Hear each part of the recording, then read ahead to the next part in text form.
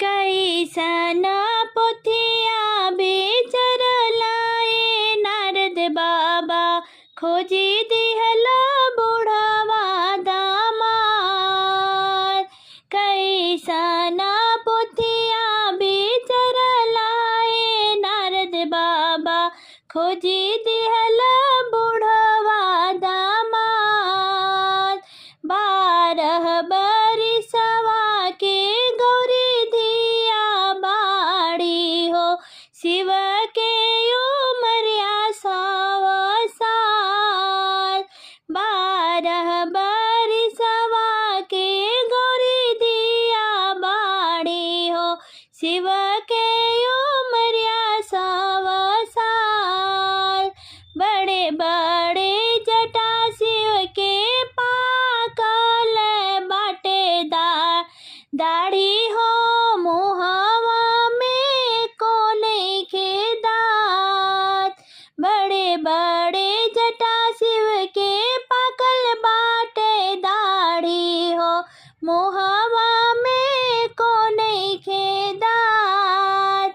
बसहा सवार अइले गौरा के बरवा हो भांगुआ धतुरवा चबात।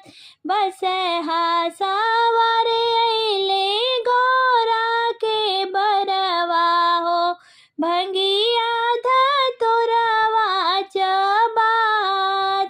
बड़ा डर लागे देखी शिवजी के रूपवा हो कैसे के परिछी लीलार। बड़ा डर लागे देखी शिवजी के रूपवा हो कैसे के परिछी लीलार। तन पर रेंगत बड़ुए बिच्छू गोजरवा हो गले बीचे विषधर नाग। तन पर रेंगत बड़ बिच्छू गोजरवा हो गले बीचे विषधर नाग। तितली के रूप धाई अइली गौरा देई काहेली शिवजी के कान। तितली के रूप धाई अइली गौरा देई काहेली शिवजी के कान। अरे सुंदर रूपवा बनाई मोरे स्वामी जोगिया के रूप देई उतार। सुंदर रूपवा बनाई मोरे स्वामी हो जोगिया के रूप देई उतार। मस्तक के चंदा छुपाया अपन झोरिया में नगवा के देही अब पवार। मस्तक के चंदा छुपाई अपना झोरिया में नगवा के देही अब पवार।